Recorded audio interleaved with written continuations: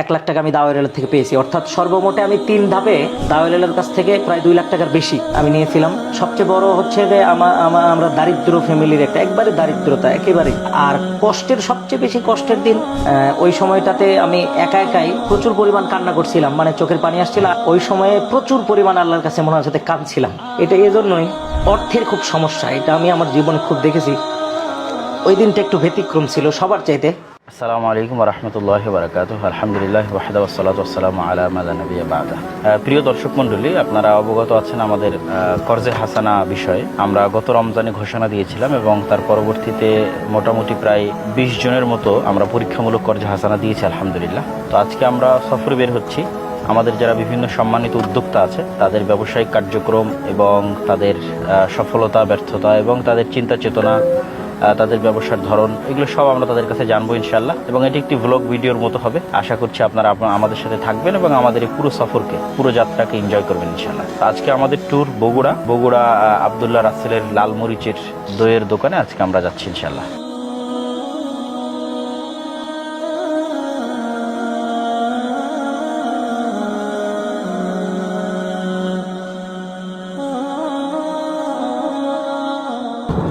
গাড়িতে ওঠার পরপরই এবং বাড়ি থেকে বের হওয়ার সময়ের যে দোয়া এবং গাড়িতে ওঠার যে দোয়া, সেটা সবসময় পড়া উচিত।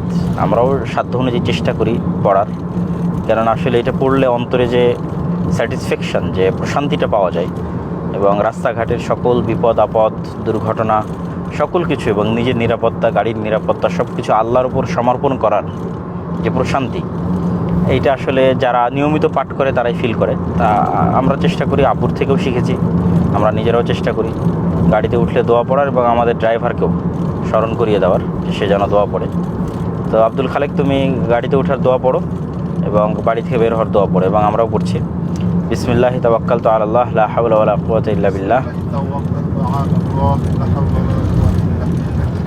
সুবহানাল্লাযী সাখখারা লানা হাযা ওয়া মা কুন্না লাহু মুকরিনিন ওয়া ইন্না ইলা রাব্বিনা লামুনকালিবুন।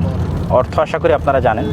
ওই আল্লাহর নামে বাড়ি থেকে বের হচ্ছে, তাওয়াক্কালতু আলাল্লাহ, যার প্রতি আমাদের সকল কিছুর দায় দায়িত্ব এবং ভরসা। আর যিনি ব্যতীত, লা হাওলা ওয়ালা কুওয়াতা ইল্লা বিল্লাহ, যে আল্লাহ সুবহানাহু ওয়া তাআলা ব্যতীত আসলে শক্তি, সামর্থ্য এগুলো পৃথিবীতে আর কারো আছে, এটা সম্পূর্ণরূপে এখানে নাফি, নাবোধক বাক্য ব্যবহার করা হয়েছে। যে পৃথিবীতে আর কোনো কিছুরই কোনো শক্তি নাই, পৃথিবীতে আর কোনো কিছুরই কোনো ক্ষমতা নাই। ক্ষমতা এবং শক্তি একমাত্র আল্লাহ সুবহানাহু ওয়া তাআলার। এইটা হৃদয় থেকে ফিল করার যে প্রশান্তি, এটা আসলে বলে বোঝানো যায় না যে আল্লাহ পৃথিবীর সকল শক্তিকে না করে দিচ্ছেন। যে না ড্রাইভারের কোনো শক্তি আছে, না এই গাড়ির নিজস্ব সেফটির কোনো শক্তি আছে, না আসলে আমি প্রসিদ্ধ কেউ বা আমার আশেপাশে পরিচিত লোকজন আছে বা আমার সরকারের উপর মহলে পরিচিত, তাদের কোনো শক্তি আছে, কারো কোনো শক্তি নেই। শক্তি একমাত্র আল্লাহর, অর্থাৎ ভরসা একমাত্র আল্লাহর উপর। আর তারপরে যেটি সংক্ষিপ্ত দোয়া সুবহানাল্লাযী সাখখারা লানা হাযা ওয়া মা কুন্না লাহু মুকরিনিন ওয়া ইন্না ইলা রাব্বিনা লামুনকালিবুন। এটির সংক্ষিপ্ত অর্থ হচ্ছে যে আমরা যে গাড়িতে আরোহণ করেছি, এই গাড়িটা তো আসলে আমাদের অধীনস্থ করা হয়েছে। তো যখন আমরা হয়তো উট, গরু, তারপরে ঘোড়া এগুলোতে আরোহণ করতাম, তখনও সেম দোয়া ছিল। তো অনেক সময় সেটার সাথে আমরা গাড়িতে আরোহণের দোয়াটাকে কিন্তু মিলাতে পারি না। যে ঠিক আছে, উটকে আল্লাহ আমাদের অধীনস্থ করে দিয়েছে, আমাদের অধীনস্থ আল্লাহ গরু বা ঘোড়া করে দিয়েছে, গাড়ি কিভাবে আল্লাহ আমাদের অধীনস্থ করলো? তো গাড়িকেও যে আসলে অধীনস্থ করা যায়, এটা একটু সূক্ষ্ম মাথায় যদি আপনি চিন্তা করেন, যে এই গাড়িটা যেই তেল দিয়ে চলতেছে, সেই তেলটাকে মানুষ তৈরি করেছে? মানুষ তৈরি করেনি। এই তেল কিন্তু মাটির নিচ থেকে আল্লাহ সুবহানাহু ওয়া তাআলার দেওয়া। মানে বিজ্ঞানীরা কোনো ল্যাবরেটরিতে বের করেছে, তেল আবিষ্কার করেছে, এরকম নয়, আল্লাহর দেওয়া সম্পূর্ণরূপে। তথা এই গাড়িটা যে শক্তির উপর ভিত্তি করে চলতেছে, ওই শক্তিটা আমাদেরকে আল্লাহ সুবহানাহু ওয়া তাআলা দিয়েছে। এবং এই গাড়ির ধরেন যদি, যেমন আমাদের এটা হচ্ছে এই গাড়িটাকে কি বলে আব্দুল খালেক? এটা কি গাড়ি জানো? এই যে ব্যাটারি থাকে না, ব্যাটারি থাকা গাড়িগুলোকে কি বলে? হাইব্রিড। এটা আমাদের হাইব্রিড গাড়ি। তো হাইব্রিড গাড়িতে ব্যাটারি থাকে। তো ব্যাটারি যে পদার্থ দিয়ে তৈরি হয়, ওই পদার্থ যদি আপনি গবেষণা করেন, তাহলে ওইটা সম্পূর্ণরূপে আল্লাহ সুবহানাহু ওয়া তাআলার দেওয়া সিস্টেমকে জাস্ট মানুষ ইউজ করেছে। তথা ওই দুর্লভ পদার্থগুলো পৃথিবী থেকে সংগ্রহ করতে হয়েছে, সংগ্রহ করে সেটাকে ব্যাটারি হিসেবে কাজে লাগাতে হয়েছে। আমরা যে ব্যাটারি তৈরির কথা বললাম, যে হাইব্রিড গাড়িতে যে জিনিসগুলোতে ব্যাটারি তৈরি হয়, লিথিয়াম, কোবাল্ট ইত্যাদি পদার্থর সংমিশ্রণ ঘটিয়ে আসলে ব্যাটারিকে তৈরি করা হয়। তো এই পদার্থগুলো তো আসলে মানুষ নিজেরা আবিষ্কার করতে পারে না। এগুলো পৃথিবীর বিভিন্ন জায়গায়, যেমন হয়তো আফ্রিকার কঙ্গো, এরকম বিভিন্ন জায়গায় দুর্লভ আকারে পাওয়া যায়। সেগুলো সংগ্রহ করে নিয়ে এসে ব্যাটারিটা তৈরি করা হয়। তাহলে দেখেন, গাড়ি যে তেল দিয়ে চলতেছে সেটাও মানুষ তৈরি করেনি, গাড়ি যে ব্যাটারি দিয়ে তৈরি চলছে চলতেছে সেটাও মানুষ তৈরি করেনি। এবার গাড়ির বডিতে আসেন, গাড়ির এই ফুল বডি মানুষ কিন্তু কোনো ল্যাবরেটরিতে তৈরি করেনি। আল্লাহ সুবহানাহু ওয়া তাআলার দেওয়া কোনো না কোনো কিছুকে পরিবর্তন করে ইউজযোগ্য, ব্যবহারযোগ্য করে এটাকে তৈরি করা হয়েছে। এই গাড়ির কোনো একটা জিনিসও মানুষের নিজস্ব নয়, পুরোটাই আল্লাহ সুবহানাহু ওয়া তাআলার। তাহলে ওই কথা কিন্তু এখনও ঠিক থাকতেছে যে সুবহানাল্লাযী সাখখারা লানা হাদা, মহাপবিত্র মহান সেই সত্তা যিনি এই গাড়িকে আমাদের অধীনস্থ করেছেন, তেলকে শক্তিতে পরিণত করেছেন, ব্যবহার উপযুক্ত করে দিয়েছেন আমাদের জন্য, ব্যাটারিকে করেছেন, গাড়ির বডিকে করেছেন, ঠিক আছে, গাড়ির সকল পার্টসকে করেছেন। তাহলে পুরো ক্রেডিটটা আমরা দিয়ে দিচ্ছি আল্লাহ সুবহানাহু ওয়া তাআলার উদ্দেশ্যে। এটা যে কী পরিমাণ অন্তরে প্রশান্তি দেয় তা বলে বোঝানো যাবে না। তারপরে আমরা কি বলতেছি, যদি আল্লাহ সুবহানাহু ওয়া তাআলা আমাদের এই শক্তি না দিতেন তাহলে কখনোই আমরা এটি করতে পারতাম না, এই গাড়িকে আমাদের অধীনস্থ করতে পারতাম না। আল্লাহ তৌফিক দিয়েছে, আমরা সক্ষম হয়েছি। ওয়া ইন্না ইলা রাব্বিনা লামুনকালিবুন, আর আমরা আসলে পৃথিবীতে ক্ষণস্থায়ীভাবে আছি, একদিন আমাদের প্রতিপালকের কাছে ফিরে যেতে হবে। তাহলে ইসলামের প্রত্যেকটা দোয়ার মধ্যে দেখবেন যে আল্লাহর প্রতি ভরসা এবং আল্লাহর প্রতি সকল দায় দায়িত্ব দেওয়া এবং পুনরায় পরকালের কথা স্মরণ করিয়ে দেওয়া, এই জিনিসগুলো কমন থাকে। তো আলহামদুলিল্লাহ আমরা সেই দোয়াটা পড়ে নিলাম। আল্লাহ সুবহানাহু ওয়া তাআলা আমাদের এই যাত্রাকে মঙ্গলময় করুন, কল্যাণময় করুন।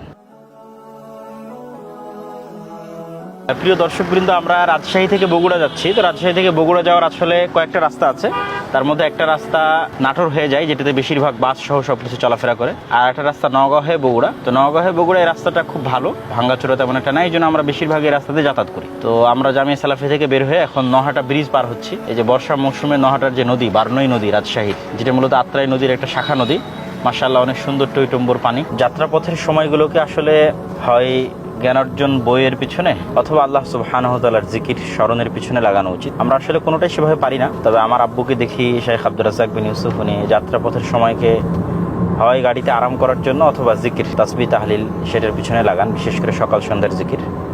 আর আমি চেষ্টা করি টুকটাক বই পড়তে, যদি মন ভালো থাকে সবসময় চেষ্টা করি গাড়িতে ওঠার সময় কোনো না কোনো একটা বই নিতে, আর মাঝে মধ্যে সেটা খুলে পড়ে দেখতে। তো আজকে সাথে নিয়েছি ইমাম ইবনুল কাইয়িম আল জাওজি রাহিমাহুল্লাহর শিফাউল আলিল ফি মাসাইলিল কাদা ওয়াল কদর ওয়াল হিকমা ওয়াত তা'লিল। এটা ওনার অন্যতম একটি গুরুত্বপূর্ণ বই, যেটা মূলত উনি তাকদীরের বিষয়ে লিখেছেন। তাকদীর নিয়ে মানুষের অনেক চিন্তা চেতনা, প্রশ্ন, সমস্যা, মানসিক প্রবলেম এবং বিশেষ করে উদ্ভট নাস্তিকদের অসংখ্য প্রশ্ন, সব কিছুরই মোটামুটি উত্তর এই বইয়ে পাওয়া যাবে। কিছু প্রকাশনী আছে এক খণ্ডে প্রকাশ করেছে, কিছু 2 খণ্ডে প্রকাশ করেছে। তো সেটাই আজকে টুকটাক আমরা পড়ার চেষ্টা করছি। বিলের সুন্দর সুস্বাদু মাছের জন্য এই রোডে, নহাটা থেকে মোহনপুর এই রোডের যে কোনো বাজারে, একদম সাবাই হাট হয়ে, মান্দা হয়ে, সতীহাট হয়ে, এগুলো বাজারে প্রচুর মাছ ওঠে আশেপাশের বিলের। কি আব্দুল খালেক ঠিক আছে না? ওঠে না? আজকে আমাদের সফর সঙ্গী হিসেবে আমাদের আল ইতিসাম টিভির 2 জন দায়িত্বশীল, মাহফুজ আব্দুল মমিন এবং আমাদের ড্রাইভার আব্দুল খালেক।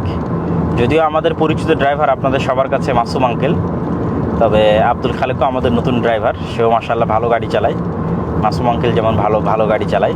তো আমরা অবশ্য মাসুম আঙ্কেলকে মিস করতেছি, কোনো সমস্যা নেই, উনি আব্বুর সাথে বেশি থাকে তো এই জন্য।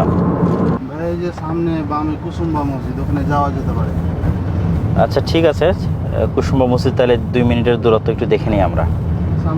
প্রিয় দর্শক মণ্ডলী, আমাদের এই আপনারা জানেন যে রাজশাহী অঞ্চলে অসংখ্য পুরাতন মসজিদ আছে, যেগুলো সুলতানি শাসন আমলে তৈরি। তো আমাদের আজকে বগুড়া যাওয়ার পথে মান্দায় পৌঁছার আগেই কুসুম্বা মসজিদ পড়ে, রাস্তা থেকে 2-5 মিনিটের দূরত্ব। তো আমরা ওটা একটু দেখে নিই, যাতে আপনাদের সাথে আমরা আমাদের এই অঞ্চলের ইতিহাসকে কানেক্ট করতে পারি।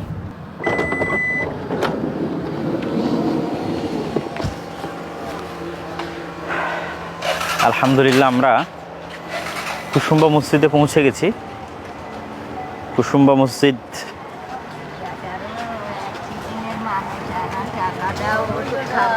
আব্দুল খালেক, খুচরা টাকা লাগবে তো?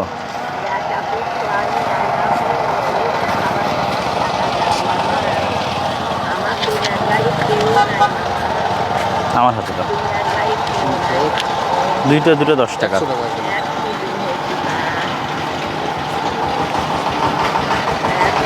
আসলে আব্বু সবসময় বলে যে বাসা থেকে বের হওয়ার সময় খুচরো টাকা সাথে নেওয়া উচিত, কিন্তু নেওয়া হয় না, ভুলে যাই। খুচরো টাকা নিয়ে রাস্তাঘাটে যেই আসুক তাকে দেওয়া, এটা আব্বুর খুব ভালো একটা বৈশিষ্ট্য, এবং উনি মানুষজনকেও বলে যে এটা যেন করি আমরা। কুসুম্বা মসজিদের ইতিহাসটা লেখা আছে এখানে কোথায়। এখানে একটা ব্যানার ছিল বা এখানে একটা ফলক ছিল যে ইতিহাস লেখা থাকে, ওটা কই? হ্যাঁ, প্রিয় দর্শক মণ্ডলী, আমরা যাত্রাপথে আমাদের মেন রোডের পাশে, মেন রোড থেকে মাত্র 600 মিটার দূরত্বে কুসুম্বা মসজিদ আছে। আপনারা জানেন যে বাংলাদেশের ইতিহাস যদি আমরা যাচাই করি তাহলে অনেকেই মনে করে যে বাংলাদেশের জন্ম মনে হয় 1971-এ। যেমন কেউ যদি বলে যে বাংলাদেশের জন্ম 2024-এ, তাহলে এটা যেমন মিথ্যা, ঠিক 1971-এ বাংলাদেশের জন্ম, এটাও মিথ্যা। বা কেউ যদি বলে 1947-এ বাংলাদেশের জন্ম, সেটাও মিথ্যা। বাংলাদেশের ইতিহাস যে অনেক পুরাতন তার সবচেয়ে বড় নিদর্শন হচ্ছে এই পিছনের মসজিদ। এবং এই মসজিদগুলো যখন তৈরি হয়, যেমন এই কুসুম্বা মসজিদটা তৈরি করেছে গিয়াসউদ্দিন বাহাদুর শাহ, সেই সময়কালকে বলা হয় স্বাধীন সুলতানি শাসনামল। তো আমরা যদি স্লো ব্যাক করি 2024, 1971, 1947, তারপর হচ্ছে 190 বছরের ব্রিটিশ শাসনামল। 190 বছরের ব্রিটিশ শাসনামলের পূর্বে হচ্ছে মোঘল শাসনামল। মোঘল শাসনামলের পূর্বে হচ্ছে স্বাধীন সুলতানি শাসনামল, যেটা 1500 খ্রিস্টাব্দের দিকে। সেই স্বাধীন সুলতানি শাসনামলে এই মসজিদটা নির্মিত হয়েছে। বিশেষ করে ইখতিয়ারউদ্দিন মোহাম্মদ বখতিয়ার খিলজি যখন গৌড় বিজয় করেছিল, যেই গৌড়টা মূলত এই রাজশাহী, চাঁপাইনবাবগঞ্জ, মালদা, মুর্শিদাবাদ এই অঞ্চলেই ছিল। তো সেখানে রাজধানী হওয়ায় এই রাজধানীর আশেপাশে অসংখ্য মসজিদ তৈরি হয়েছে, যেমন চাঁপাইনবাবগঞ্জের সোনা মসজিদ, তারপরে রাজশাহীর বাঘা মসজিদ, তারপর নওগাঁর কুসুম্বা মসজিদ, এরকম অসংখ্য মসজিদ যেগুলো রাজধানীর আশেপাশে তৈরি হয়েছে, কিছু ভারতের অংশে পড়েছে। তো এই কুসুম্বা মসজিদটি একটি কালো পাথর, বেলে পাথর দিয়ে তৈরি। এখানে কোথাও কি আরবিতে কিছু লেখা আছে? কি লেখা আছে আরবিতে? কেউ পড়তে পারে না? ওয়ালাইকুম আসসালাম। কোথায় একটু দেখান, কোথায় লেখা আছে? তো আমরা মসজিদের ভিতরে চলে এসেছি। মসজিদে এখানে প্রায় 6টা গম্বুজ দেখা যাচ্ছে এবং 3টে মেহরাব দেখা যাচ্ছে। এটা কি কাজে ব্যবহার হতো? ইজলাস বলতে মানে বিচারক বসতো, এরকম কিছু? উনি কোথায় বসতেন? উপরে বসতেন? এটা কোন জায়গায় লেখা আছে?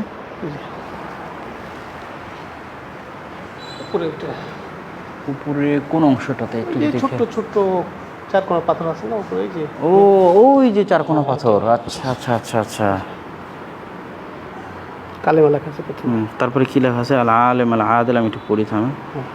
আল মুজাফফর হুসাইন আল সুলতান শাহ আল হুসাইন সুলতান মিয়া। এখানে 910 হিজরি। হ্যাঁ হ্যাঁ, একটু আমার হাতে দেন, এটা একটু ক্যামেরায় ধরো।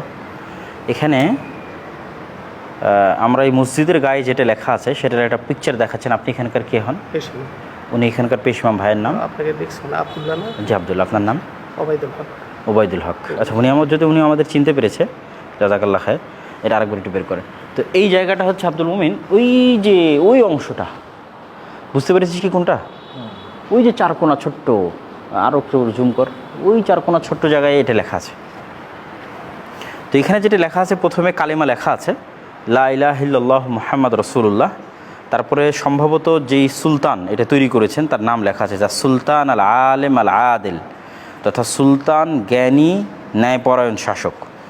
তারপরে ওনার নাম লেখা আছে যে আল মুজাফফর হুসাইন সুলতান ইবন সৈয়দ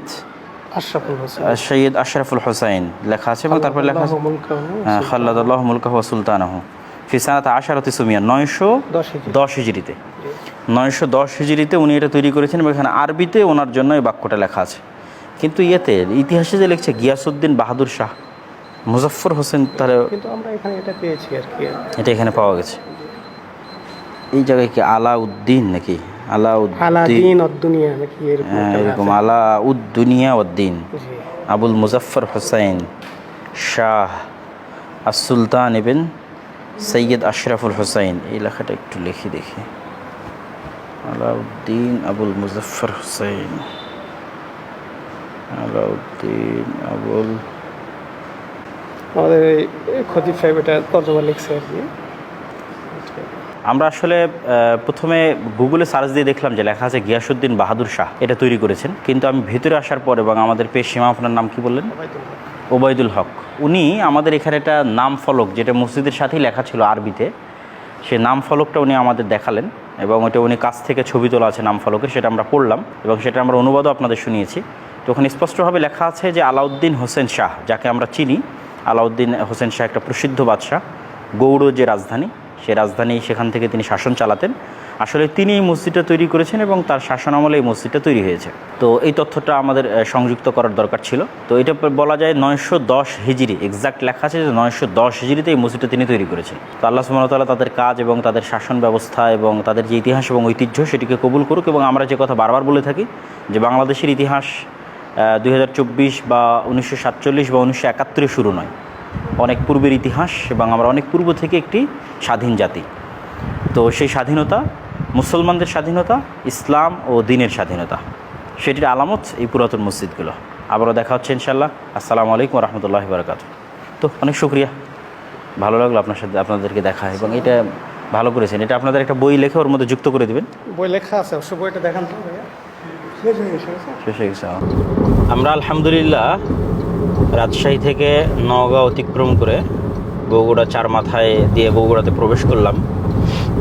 এটা হচ্ছে রংপুর ঢাকা যে হাইওয়ে 4 লেন, আর বগুড়া শহরের দুই পাশ দিয়ে যে বাইপাস আছে সেই বাইপাসের এটা চার মাথার সাইডের বাইপাস, যেটা শাকপালার এদিক থেকে গিয়ে ওইদিকে মাটিডালিতে উঠে, সেটা দিয়ে আমরা এখন যাচ্ছি ইনশাল্লাহ। আমরা যাব শাহজাহানপুর বড় পাথার, যেখানে লাল মরিচের একটা শাখা আছে সেখানে ইনশাল্লাহ।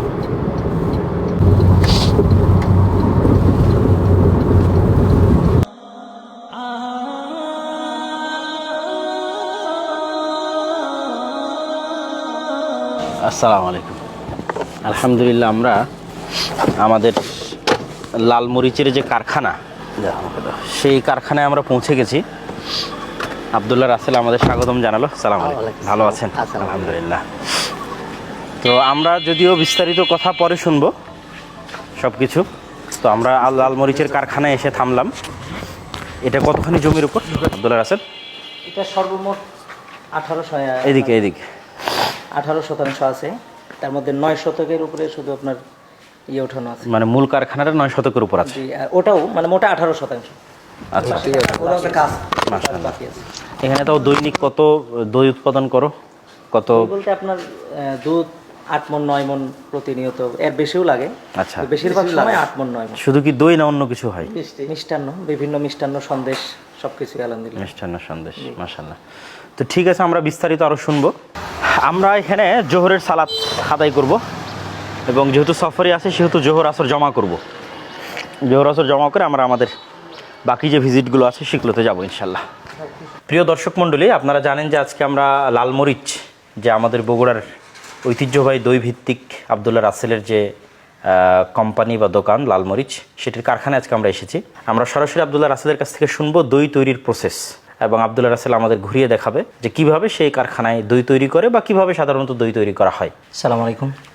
সর্বপ্রথম আমরা দুধ ক্রয় করি, আর আমাদের নির্ধারিত কিছু জায়গা আছে, যে জায়গাগুলো থেকে আমাদের প্রতিনিয়তই দুধ, আমাদের নিজস্ব গাড়ি আছে অথবা ওই লোকের গাড়ি ঠিক করে দেওয়া আছে, নিয়মিত দুধ এখানে পৌঁছে দেয়। কিছু খামার ঠিক করা আছে। প্রথমত ওই খামার থেকে সকালবেলা যতটুকু দুধ লাগবে, 8 মণ 9 মণ 10 মণ 11 মণ যেটাই লাগুক, 2-3 জনকে বলে দেওয়ার পর তারা সংগ্রহ করে ঠিক এখানে 9টা থেকে 10টার মধ্যে পৌঁছে দেয়। তারপরে 10টার পরে আমাদের জালে, সকাল 9টা 10টা, জি সকাল 9টা 10টার মধ্যে এখানে পৌঁছে সেটা জালে ওঠানো হয়। ওঠানোর পরে জাল হচ্ছে এটা দেখতে পাচ্ছি নাকি আব্দুল্লাহ রাসেল? জালে ওঠানোর পরে এটা প্রায় আপনার 5 থেকে 5.5 ঘন্টা আমরা জাল দিই। এই যে জাল যেভাবে দেখছেন এভাবে জাল দেওয়া হয়, 5 থেকে 6 ঘন্টা এভাবে জাল দেওয়ার পরে তারপরে এটার কালার চলে আসে। তারপরে এতে আমরা যতটুকু চিনি প্রয়োজন হয় ততটুকু চিনি আমরা এটাতে দিই। 1 মণে হয়তো 6 কেজি, 1 মণ কারায়ে 4.5 মণ দুধ আছে একটা কারায়ে, সেই অনুযায়ী 1 মণে 6 কেজি চিনি হিসাব করে আমরা এটাতে চিনি দেই। চিনি দেওয়ার পরে তারপরে আধা ঘন্টা পরে আবার এটা নামানো হয়। নামানোর পরে তারপরে মাটির পাত্র যেগুলো আছে, মাটির পাত্র মুছে চুলায় বসানো হয়। এগুলোতে দই ঢালার পরে তারপরে ঢেকে দিতে হয় মাটির পাত্রে। আপনার মাটির পাত্রগুলোতে, চাচা পাত্র নিয়ে আসেন তো, চাচা ওখান থেকে ইয়ে নিয়ে আসেন পাত্র। প্রথমে মাটির পাত্রটা নামানোর পর এখান থেকেই অল্প অল্প করে পাত্রগুলোতে উঠানো হয়। যে এই কারাই থেকেই, উঠানো কারাই থেকেই ওই চুলার চতুর্পাশে এই সরাগুলো মাটির এই নিয়ে এসে যে কোনো একটা, হ্যাঁ একটা নিয়ে এসেন। সরাগুলো কত করে ওজনের হয়? মানে এটা আপনার 2 রকম হয়। এটা আসলে কোনটাতে কতখানি থাকে? একটা হচ্ছে 500-র উপরে থাকবে, আরেকটা থাকবে 650-700 এর ভিতরে। সাধারণত 500 গ্রামের। 500 গ্রাম 2 রেট। এটা 700 গ্রাম। মানে মোটে 3টা রানিং কিন্তু একটা চুক্তি ভিত্তিক। সংক্ষিপ্ত ভিজিট করবো এবং আমরা নিজেরা একটু খেয়েও দেখবো যে আসলে লালমরিচের দই কেমন। জি ঠিক আছে, আমরা আগে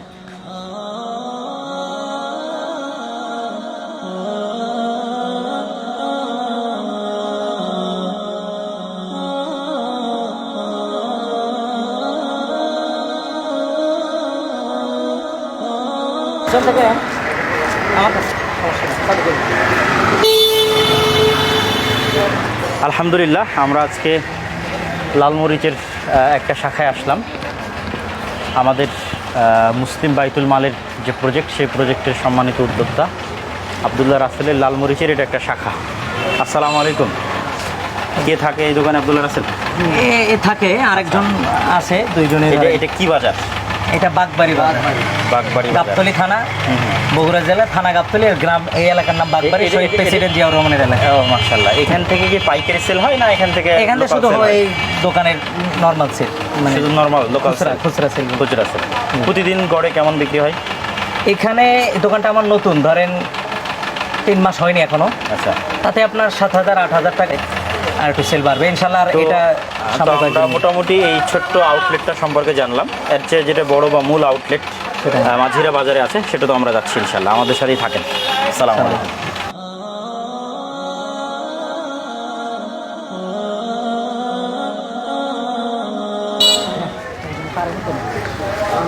আসসালামু আলাইকুম। এবং দইয়ের সাথে একটু চিড়াও অনেকেই হয়তো অল্প অল্প অল্প অল্প অনেক জায়গাতে, বিশেষ করে আমি রূপগঞ্জে দেখেছি যে দইয়ের সাথে মানুষ চিড়া খায়। দেখি আমরা আজকে কেমন লাগে। আব্দুল সালাম ভাই দেখেছি। একটু বসি। আগে তো বৈশাখে হ্যাঁ। হালখাতা দই ছিঁড়েই হতো, বিসমিল্লাহ। মূল খাবার ছিল আগে। এখন আধুনিক হয়ে গেছে। আলহামদুলিল্লাহ, মাশাআল্লাহ, জি, খুব সুন্দর। রাসেল, দই কয় ধরনের? দই কি সব মিষ্টি? মিষ্টি টক দই, টক দইও হয়। আপনার টক দই আপনার অনেক আগে অনেক বলে দেয়। জি, মাশাআল্লাহ। তো আমরা কয়টা নিন? দই দিয়ে চিড়া একটু টেস্ট করে এই তো দেখলাম, ভালো আছে। আলহামদুলিল্লাহ খুব ভালো লাগলো আমাদেরকে। তো আমরা এখান থেকে আজকের মতো বিদায় এটা নিচ্ছি। পিপি দেন তো। এবং রাসেলের যে বিজনেস হিস্ট্রি লালমরিচের, সেটা আমরা একটু ঠান্ডা জায়গায় বসে শুনবো ইনশাল্লাহ। সম্মানিত দর্শক মণ্ডলী, তো এখানে আমরা আবদুল্লাহ রাসেলের সাথে লালমরিচের ইতিহাস সম্পর্কে সংক্ষিপ্ত একটু কথা শুনবো। মোটামুটি আমরা লালমরিচের সকল বিষয় আপনাদের সামনে তুলে ধরেছি, শুধু একটু হিস্ট্রি। তো আবদুল্লাহ রাসেল, তোমার কাছে এটা জানার বিষয়, অনেকের মনে প্রশ্ন থাকতে পারে যে সাধারণত মাদ্রাসায় পড়াশোনা করে বা আলেম ওলামা বা দাওরায়ে হাদিস পাশ করে তুমি জামিয়া সালাফি থেকে পড়াশোনা করেছো, সাধারণত মানুষ ব্যবসায় আসতে ইতস্ত বোধ করে, যে আলেম মানুষ বা হুজুর মানুষ, যেটা আমাদের কালচারাল ল্যাঙ্গুয়েজে বলি বা সামাজিক লোকাল ল্যাঙ্গুয়েজে বলি, তারা ব্যবসা করবে, এটা একটু ভিন্ন দৃষ্টিতে দেখে মানুষ। তো তুমি কিভাবে এই সাহসটা অর্জন করলা যে তুমি ব্যবসা করবা? এটার পিছনের আসলে কারণটা কি, হিস্ট্রিটা কি? আসসালামু আলাইকুম। ব্যবসায়িক জীবনে আসার পিছনে অনেকগুলো কারণ আমার আছে, তার মধ্যে ইসলামিক দিক বিবেচনা করেও ব্যবসার প্রতি রাসূল সাল্লাল্লাহু আলাইহি ওয়াসাল্লাম উদ্বুদ্ধ করেছে। আর সবচেয়ে বেশি যে কারণটা আমার পিছনে, তা হচ্ছে দারিদ্রতা। মানে আমার জীবনে আমি অনেক বেশি দারিদ্রতা দেখেছি, আর এটা ফেস করেছি আমি প্রত্যেকটা মানে ক্ষণে ক্ষণেই, স্টুডেন্ট লাইফে, তার আগে ছোট্ট থাকাকালীন থেকে শুরু করে একেবারেই দীর্ঘমেয়াদী সময়, যেটা আমি খুব দারিদ্রতাটা খুব ফেস করেছি। এই জন্য আমি চাই যে আমার পরবর্তী প্রজন্ম যেন আল্লাহ যেন কখনোই দারিদ্রতার মধ্যে তাদেরকে না ফেলে। আমি দেখেছি যে আমার মা মানুষের বাড়িতে 1 প্লেট ভাতের জন্য সারাদিন কাজ করেছে, প্লেট উঁচু করে ভাত নিয়ে এসেছে, আমরা সেটা খেয়েছি। ওই দিন আর ভাত রান্না করা লাগেনি। সামান্য 150 টাকা 200 টাকার জন্য ক্যাথা সেলাই করে দিয়েছে শত। তারপরে আমার বাবা 17 বছর শুধু পায়ে পেডেল করে ভ্যান চালিয়েছে, তারপরে আরও প্রায় 10-12 বছর অটোরিকশা চালিয়েছে। সবচেয়ে বড় কথা, দারিদ্রতাটাই আমার মেইন কারণ বলতে পারেন, যে আমি দারিদ্রতা থেকে মুক্ত হওয়ার চেষ্টায় আমি চাই যে ব্যবসায়িকভাবে আল্লাহ যেন আমাকে সফল করে, যাতে আমি কিছু অর্থ উপার্জন করে অন্তত আমার পিতামাতার অতীতের যেই কষ্ট, এটার কিছু সাধক করার চেষ্টা করতে পারি। আল্লাহ যেন এই তৌফিক দেয়। এটাই মাশাআল্লাহ। আমরা আবদুল্লাহ রাসেলের ব্যবসায়িক জগতে আসার যে মূল কারণ, সেটা আমরা শুনলাম। তো সেক্ষেত্রে এই ব্যবসার তোমার যে সংক্ষিপ্ত হিস্ট্রি বা সংক্ষিপ্ত যে ব্যবসায়িক লাইফ, এটার মধ্যে তোমার মোটিভেশন অথবা খারাপ লাগা, যেটা হয়তো মানুষের কটূক্তি বা তুচ্ছতাচ্ছিল্য, সেটাও হতে পারে, অথবা কোনো মানুষ তোমাকে উৎসাহ দিয়েছে বা মোটিভেশন হিসেবে কাজ করেছে তোমার জীবনে কোনো ঘটনা, সেটাও আমাদের সামনে তুলে ধরতে পারো। আসলে প্রত্যেকটা ব্যবসায়ীর জীবনে মনে হয় এটা হয়, আমার জানা মতে আমি যেভাবে দেখেছি। আপনি ওই মানুষের কটূক্তি থাকবেই, আশেপাশের মানুষগুলো আপনার সর্বোচ্চ চেষ্টা করবে যাতে আপনি এটাতে ব্যর্থ হন। এটা আমার জানা মতে শুধু আমার ক্ষেত্রে না, প্রত্যেকটা ব্যবসায়ীর ক্ষেত্রে এটা হয়। আপনার নিকট ব্যক্তি যারা, তারা চেষ্টা করবে যেন আপনি সফল না হন। আপনার ঘরের পাশে যারা ঘর, আপনার আর চতুর্পাশে যারা বসবাস করে, মানে এটা বাঙালি হিসেবে আমাদের একটা নেচার, আমাদের একটা পরিবেশ তৈরি হয়ে গেছে যে কেউ ভালো কিছু করতে চাইলে মানুষ এটা নিয়ে কটূক্তি করবে, কথা বলবে। তো আমার জীবনে এরকম অনেক আছে, কি করতে পারবে দেখা যাবে, কতটুকু করতে পারবে দেখা যাবে, কয়েকদিন পরে ছেড়ে দিবে, এরকম বহু। আবার আপনি যদি সবার ভিতরে ধরেন 10 জনের ভিতরে আপনি যদি ভালো হন, অথবা আপনার প্রোডাক্ট ভালো হচ্ছে, আপনার ব্যবসা ভালো, তখন ওই 9 জন সর্বোচ্চ চেষ্টা করবে আপনার বিরোধিতা করার। এটা সামাজিক একটা বৈশিষ্ট্য বর্তমান সময়ে। আমার এই অল্প সময়ে আমি যেটা পেয়েছি, অনেকগুলোই ক্ষেত্র বিশেষে, স্থান কালপাত্র ভেদেও আমি অনেক সময় অনেক মোটিভেশন। তারপর আমার সবচেয়ে বেশি আমি যেটা মনে করি যে আমাকে জীবনে প্রচুর টাকা ইনকাম করতে হবে, এটা আমি আমার জীবনে খুব শিখেছি। আমি চাই যে আমার বাবা মা যেন মরার আগে অন্তত তাদের যেন কষ্ট নিবারণ হয়। যেমন এখন আমার বাবা সকালবেলা থেকে রাত্রি 12টা পর্যন্ত দোকানদারি করে। আমি ফজরের পরে দোকান থেকে, ফজরের পর মানে 5:30 6টা থেকে দোকানদারি করে বলতে তোমার সাথে না নিজ এলাকায়? আমার নিজের একটা শোরুমে। ও মানে তোমার সাথে লালমরিচের একটা শোরুমে। সকালে আমি 8টা পর্যন্ত হয়তো থাকি, 8টা 8:30 9টা, তারপরে আব্বা আসে, আবার রাত 11টা 12টা পর্যন্ত থাকে। এখনো যে কষ্টটা, আবার আমার মা ধরেন প্রতিদিন 10 জন 8 জন 9 জন মানুষের রান্না, মানে এখনো কষ্ট নিবারণ হয়নি। তো এমন পর্যায়ে যেতে হবে যাতে আমি ইচ্ছা করলেই, চাইলেই আমার বাবা মাকে যে কোনো কিছু আমি করে দিতে পারি। এটা আমার, যখন আমার বাবাকে হজে নিয়ে যেতে মন চাইলো আমি যেন প্রতি বছর নিয়ে যেতে পারি, আবার আমার বাবা কোথাও ঘুরতে নিয়ে যেতে মন চাইলো নিয়ে যেতে পারি, বাবা মা যা চাইলো সেটা দিতে পারি। এই রকম সামর্থ্য আমার দরকার। আমরা যদি সারমর্ম করি তাহলে তোমার সবচেয়ে বড় মোটিভেশন ব্যবসায় আসা এবং সবচেয়ে এখন পর্যন্ত টিকে থাকার মূল পিছনে কারণ হচ্ছে পিতামাতার কষ্ট দূর করা। জি, এটাই সারমর্ম হিসেবে বলা যায়। জি। এবং তোমার যে মনের স্বাদ পিতামাতাকে কষ্টবিহীন অবস্থায় পৃথিবী থেকে যেন তারা বিদায় নিতে পারে, হজ বা উমরা করানো, আমরা সবাই দোয়া করি আল্লাহ সুবহানাহু ওয়া তাআলা যেন এগুলো দ্রুত তোমার ধন সম্পদে বরকত দেওয়ার মাধ্যমে এটা যেন বাস্তবায়ন করার তৌফিক দান করে, আল্লাহুম্মা আমিন। মানুষের একটা বড় আগ্রহের বিষয় সেটা হচ্ছে যে বগুড়ার দই, বিভিন্ন জেলার অনেক কিছু বিখ্যাত থাকে, তো বগুড়ার দই বিখ্যাত। তোমার দইয়ের ব্যবসা চয়েস করার পিছনে কি মূল কারণ এটি যে তুমি বগুড়াতে তোমার বাড়ি এবং বগুড়ার বিখ্যাত জিনিস দই, এটাই কারণ, না অন্য কোনো কারণ আছে, বা দই ব্যবসা সম্পর্কে তুমি অতীতে কিছু জানতে? তো আমি যদি প্রশ্নটা সারমর্ম করি, দুটো প্রশ্ন। দই ব্যবসায় কি জন্য আসলে, এবং বগুড়ার দই অন্য দইয়ের তুলনায় কেন বিখ্যাত? আমার ব্যবসা আসার, শুধু দইয়ের ব্যবসায় আমি করব এটা আসলে মূল চিন্তা ভাবনা না, এটা আসলে সূচনা। ইনশাআল্লাহ আল্লাহ যদি চাহে এটা আমার ব্যবসার সূচনা হবে। এর বাহিরেও আমার বিভিন্ন ব্যবসার পরিকল্পনা এবং কার্যক্রম কিছু আছে এবং চলমান, এটা সূচনা বলতে পারেন। আর দইয়ের ব্যবসার আসার সূচনা কেন হলো, মানে এটাই দিয়ে কেন শুরু করলাম, মানে আমি চাচ্ছিলাম যে এমন একটা পণ্য, এমন একটা ব্যবসা করা যেটা মানুষের দৈনন্দিন জীবনের প্রয়োজন। আর দই বগুড়ার মানুষের দৈনন্দিন বলতে পারেন। কেন? বগুড়ার পরিবেশটা এমন যে মেহমান বাড়িতে যাবে, দই না নিয়ে গেলে তার কাছে মানুষের মনে হবে না। আবার একজন মেহমান বাসায় আসলো, তাকে দই না খাইয়ে বাড়িতে পাঠাবে, এরকম পরিবেশ মানে বগুড়াতে তৈরি হয়ে গেছে। এই জন্য দইয়ের চাহিদাটা ব্যাপক, এবং এই লক্ষ্য নিয়েই এই ব্যবসাটাতে শুরু করা। বগুড়ার দইয়ের যে খ্যাতিটা, এটার পিছনে রহস্য কি? এটা সবচেয়ে বড় রহস্য হচ্ছে আপনার প্রসেসিং, তৈরির যে পদ্ধতি, এটা আদি যুগ থেকে, বহু বছর আগ থেকে যে পদ্ধতিটা, মাটির পাত্রে নেওয়া, আগুনের চুলায় জাল দিয়ে সেটাকে আবার ঢেকে রাখা, এই পদ্ধতিটাই সবার চাইতে আলাদা হয়, যার কারণে এর স্বাদটাও সবার চাইতে ভিন্ন হয়। মাশাআল্লাহ। আর এমনি লালমরিচ নাম রাখার পিছনে কারণ কি? আসলে লালমরিচ নাম রাখার পিছনে আমার কয়েকটা কারণ। তার মূল একটা হচ্ছে যে আমি শুরু থেকে ভাবছিলাম যে এমন কিছু নাম রাখতে হবে যেটা মানুষের একবার শোনার পরে অন্তত তার জীবিত থাকাকালীন সে মনে রাখতে পারে যে এই নামে একটা জিনিস আছে। এমন একটা জিনিসের নাম রাখতে হবে যেটা বগুড়ার বিখ্যাত হয়। কোনো স্থান, যেমন সাতমাতা নিয়েও ভাবছি, মহাস্থানগড় নিয়েও ভাবছি, শেষে প্রোডাক্ট, যে কোন প্রোডাক্টটা বগুড়ার বিখ্যাত। তো গোটা এশিয়া মহাদেশে বগুড়ার মরিচটা বিখ্যাত ঝালের দিক দিয়ে। এই জন্যই মূলত দুইটাকে কেন্দ্র করে একটা আনকমন হতে হবে, ইউনিক হতে হবে, মানুষের একবার শোনার পরে মানুষের যেন দীর্ঘ মেয়াদী সময় যেন তার মনে রাখে, মাথায় রাখতে পারে এরকম। আর দ্বিতীয়ত একটা মানে বগুড়ার একটা প্রোডাক্ট যেটা বিখ্যাত। কথায় লালমরিচ নামটা যেমন আনকমন, ঠিক তেমন বগুড়ার ঐতিহ্যের সাথে সম্পর্ক আছে। এই দুইটাই মূল কারণ। মাশাআল্লাহ। আমরা মোটামুটি শেষের দিকে চলে এসেছি। এখানে লাস্টে আমরা দুটো প্রশ্নের উত্তর তোমার থেকে নিব। প্রথমত হচ্ছে পুরো ব্যবসায়িক লাইফের কোন একটা সারমর্ম শিক্ষা যেটা তুমি নতুন ব্যবসায়ীদের উদ্দেশ্যে বা নতুন উদ্যোক্তাদের উদ্দেশ্যে তুমি বলতে চাও। সবচেয়ে বড় কথা ব্যবসায়িকদের ক্ষেত্রে অনলাইন ব্যবসা আমার তোমার জানা মতে বাস্তব জীবনের শিক্ষা থেকে। যে আমার এই অল্প অভিজ্ঞতায় 3.5 বছরের ব্যবসায়িক অভিজ্ঞতায় আমি পরিশ্রম অনেক করেছি, কারণ নিজের ব্যবসা, নিজের পরিশ্রম করা জরুরি।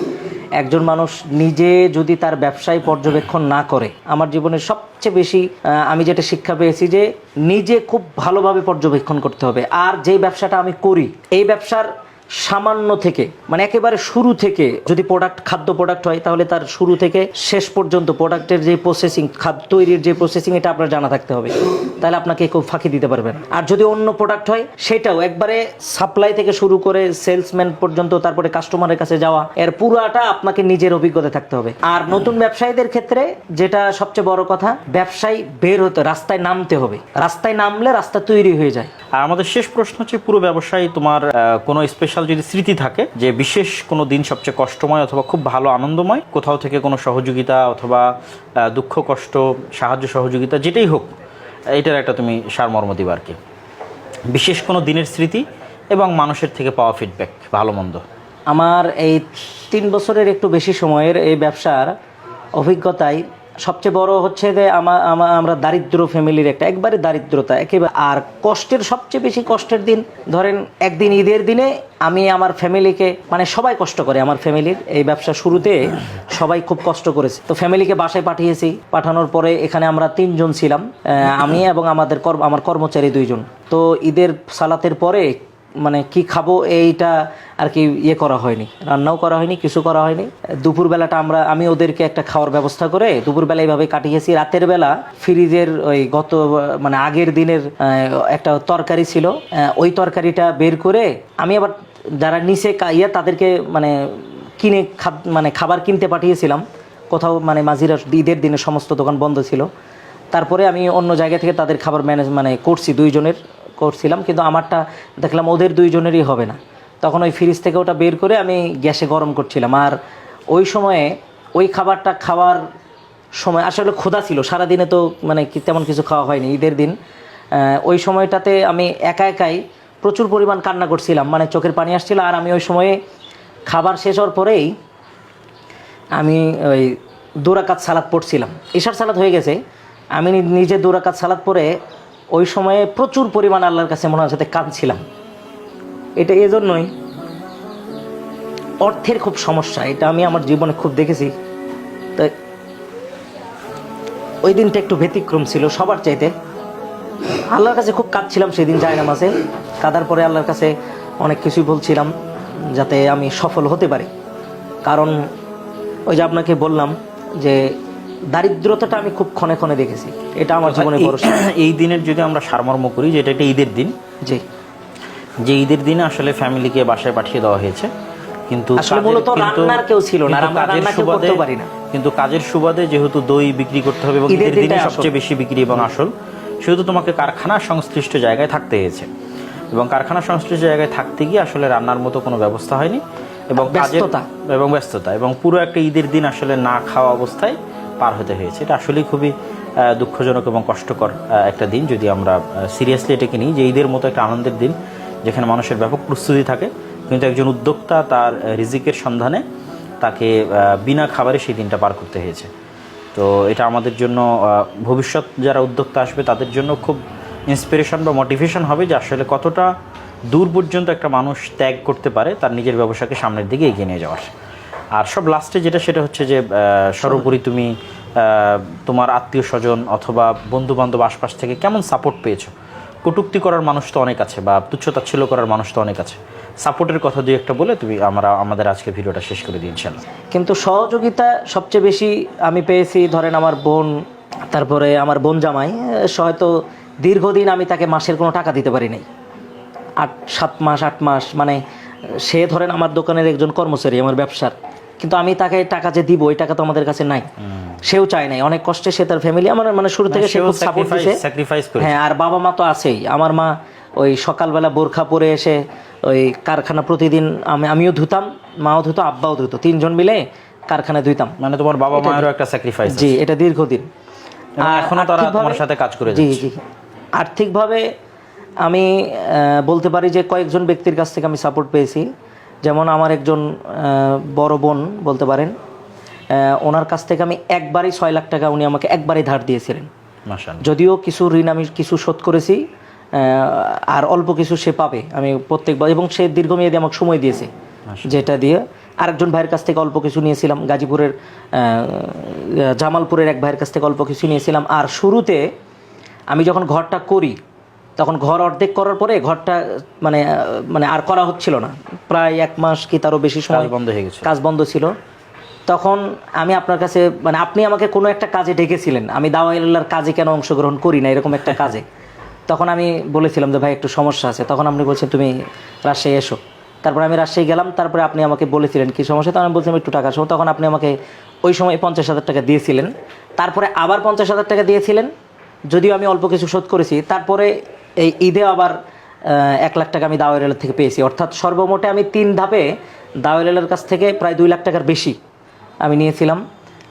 কিছু অল্প কিছু শোধ করলেও এখনো দাওয়াইল্লাহ আমার কাছ থেকে কিছু টাকা পাবে। যেটা আসলে আমি যেটা বলতে চাচ্ছি সেটা হচ্ছে যে আব্দুল্লাহ রাসেলের যে পুরো হিস্ট্রিটা, এই হিস্ট্রিটা আসলে আমাদের সহযোগিতাটা সবচেয়ে ন্যূনতম এবং সবচেয়ে অল্প বলে আমরা মনে করি। কেন একজন ব্যবসায়ীর উদ্যোক্তার শুরু থেকে শেষ পর্যন্ত যে পরিশ্রম, যে প্ল্যান, যে কাজ, এটাতে তো আসলে আমরা কখনো সঙ্গী হইনি। সুতরাং এটার ব্যথা বা এটার দুঃখ, এটার কষ্টও তো আসলে আমাদের বোঝা সম্ভব নয়। যেটা আজকে সাক্ষাৎকারের মাধ্যমে হয়তো কিছু ফুটে উঠলো যে আসলে সে কি স্ট্রাগলের মধ্যে দিয়ে গেছে।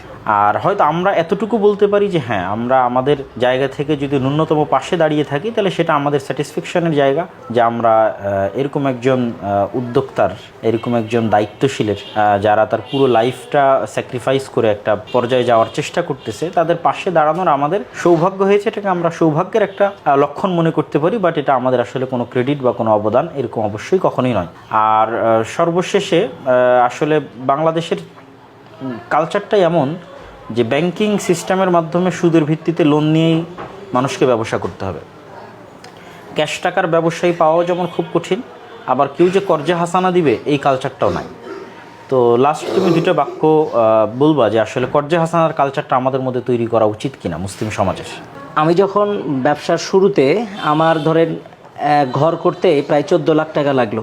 তো তখন বেশ কিছু ব্যাংকের ম্যানেজার আমার কারখানায় আসছিল, একটাই কারণে যে আমাদের থেকে ওই লোন নেন। কিন্তু আমরা তো আল্লাহ সুবহানাহু ওয়া তাআলার অশেষ মেহেরবানিতে এবং সর্বোচ্চ মৃত্যুবরণ করলে আমরা তাদের নিকটে যাব না, এটা তো চিন্তাধারা। সেই ক্ষেত্রে আমাদের জীবনে যেমন আমার জীবনে যেমন কর্জে হাসানার খুবই জরুরি মানে জরুরত ছিল, প্রয়োজন ছিল। কারণ একটাই যে আমাদের মানে আর্থিকভাবে আমরা পরিবার সচ্ছল, আমরা হচ্ছে সুদে যাব না, জি, আবার আমার ব্যক্তিগত ক্যাশ নাই, ফলত কর্জে হাসানার এটা শুধু আমার ক্ষেত্রে বললাম, কিন্তু আমার জানা মতে প্রত্যেকটা মানুষের, যারা বিশেষ করে দেখুন আমরা দেখেছি অনেক মানুষ যারা যখন কোথাও কোনো পরিবেশ পাচ্ছে না, অথচ 5 ওয়াক্ত সালাতি মানুষ, তা অনেক পরহেজগার মানুষ, কিন্তু কোথাও কোনো পরিবেশ না পেয়ে তখন তারা দেখা যাচ্ছে যে বিভিন্ন মাধ্যম দিয়ে এই সুদের পন্থায় তারা পা বাড়ায়। কিন্তু জি, সমাজে যদি এটার প্রচলন ব্যাপক হারে থাকে যে আপনি নির্দ্বিধায় সুদবিহীন কর্জে হাসানা চালু দিচ্ছেন, তখন অনেক মানুষ এটার মাধ্যমে অল্প দিনেই তার পরিবারের দারিদ্রতা থেকে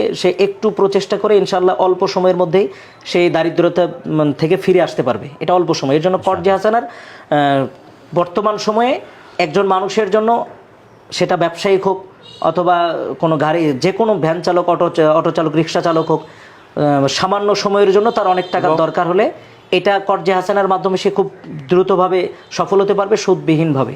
এবং কর্জে হাসানার মধ্যে সবচেয়ে বড় বিষয়টা যে মানুষের আত্মসম্মান রক্ষা হয়।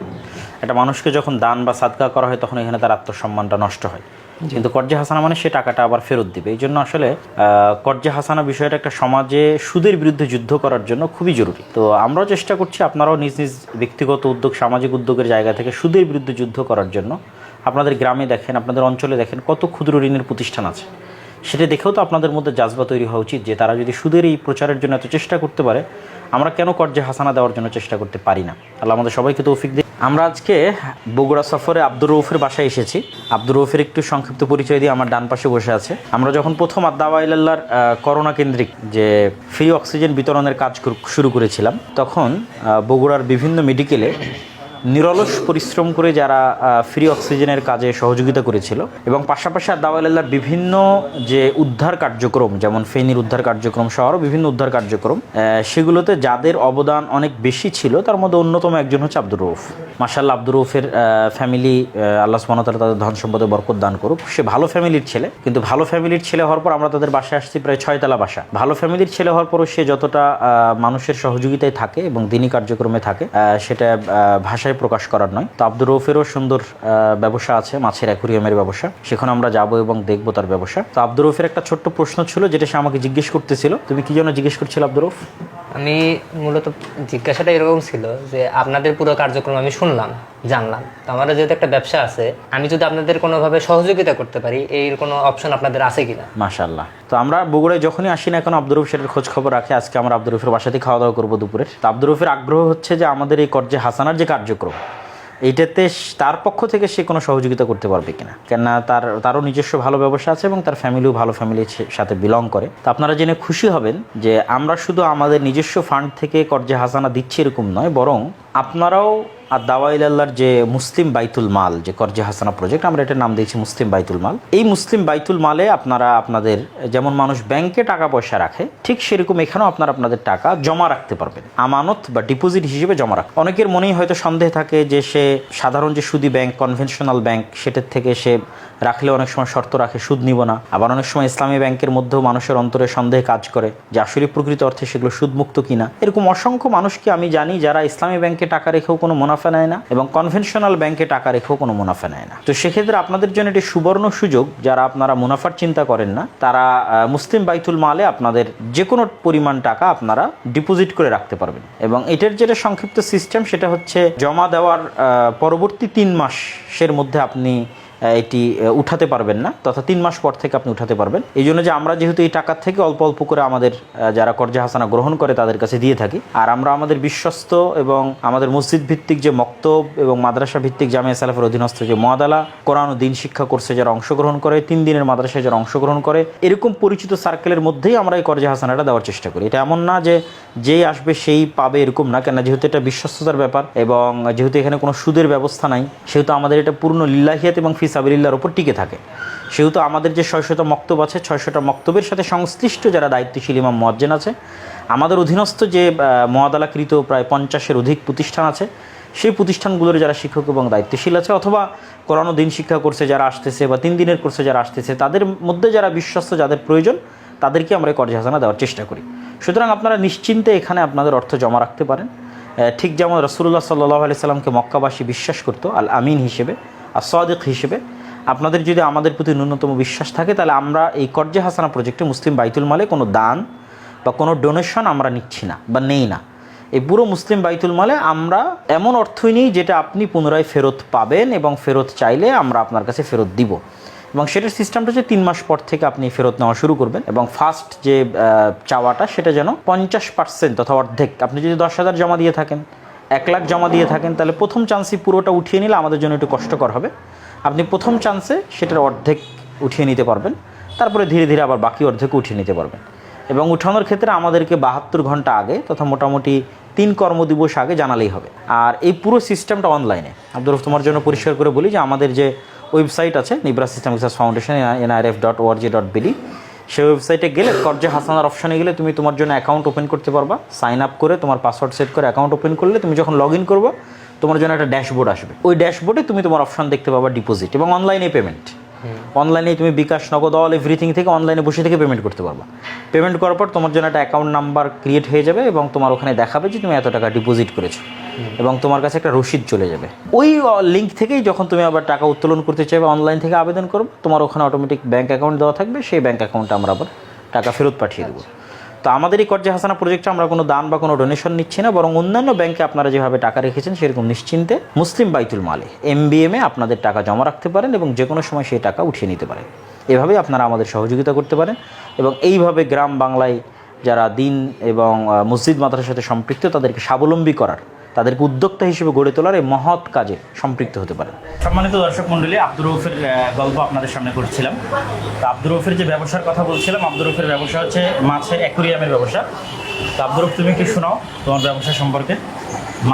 মাছের অ্যাকুরিয়ামের ব্যবসা সম্পর্কে আমি একদম অজানা বললেই চলে, মানে কোনো নলেজ নাই বললেই চলে। ম্যাক্সিমাম মানুষ এই সম্পর্কে মানে ওইভাবে ধারণা রাখে না। আচ্ছা, এই মাছগুলো কি রিয়েল মাছ? সব অরিজিনাল। অ্যাকুরিয়ামের জন্য কি বিশেষ মাছ তৈরি হয় না হ্যাঁ, সব একটা বিলের মাছও সেখানে রাখা যাবে? সেগুলো আলাদা হয়, কিছু এক্সোটিক মাছ আছে সেগুলো আলাদাভাবে কালেক্ট করা আছে। আচ্ছা আর এগুলো যেগুলো দেখতেছেন সবগুলো হাইব্রিড, মানুষের জেনেটিক মডিফাই করে তোলা। আচ্ছা, যেখানে এটা একটা আছে, এটা প্রায় অরিজিনাল, এর ওইভাবে মানে জেনেটিক ভাবে মডিফাই করা হয়নি, মানে অ্যামাজন এরিয়ার দিকে মাছ। আর বাদ বাকি যেগুলো দেখতেছেন এখানে সবগুলো আপনার জেনেটিক ভাবে মডিফাই করা। আচ্ছা, এই মাছগুলোর কি বিশেষ কোনো নামকরণ আছে যে এটা এই মাছ, এটা এই মাছ?